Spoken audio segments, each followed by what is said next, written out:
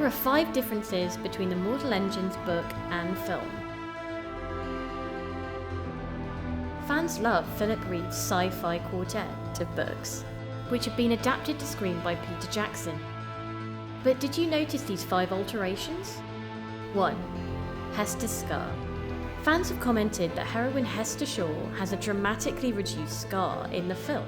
The character you recognise from the books looks a little different on the screen.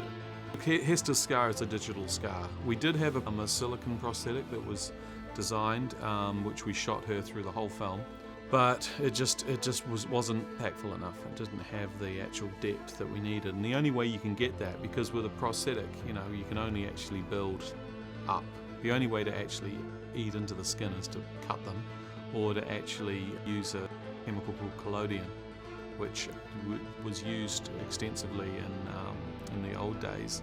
It's really bad for your skin, so you're not allowed to use it anymore. And it was used in Tom Berenger in Platoon. It actually shrinks your skin. You paint it on, so we couldn't do that, not to Hera. 2. St. Paul's Cathedral. The book features giant traction cities, one of which was based on London. There's no one traction city can look like the other. Yeah, and they all have to be believable in their own world. So if it's Salt Target and it's a mining town that's scraping salt off, then it should look like it's a town that can scrape salt. The design of St. Paul's was changed. Actually, we flipped St. Paul's around. If you actually look at the teaser trailer, St. Paul's is actually the orientation of the doors facing forward. It's this thing in the book where there's a statue of one of the gods, Cleo, and Cleo is always reaching back into the past.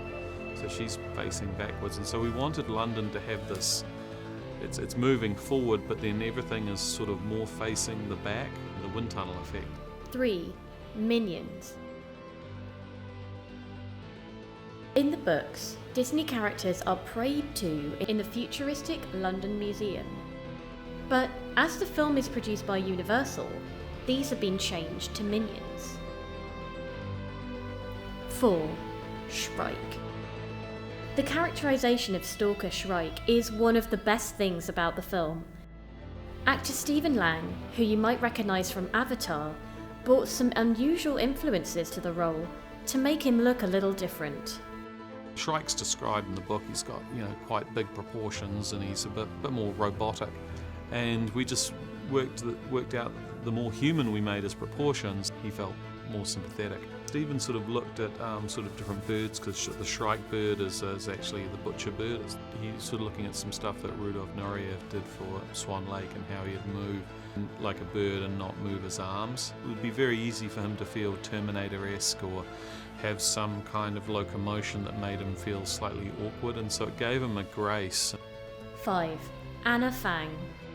Jihae Kim stars as Anna Fang in the movie. You might know her as a badass character in the books, but they have really stepped it up in the movie.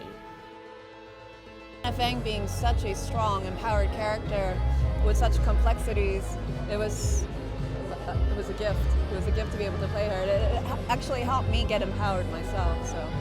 To become leader of the Anti-Traction League, she worked with Mark Trotter, who is a 9-times world champion of Taekwondo.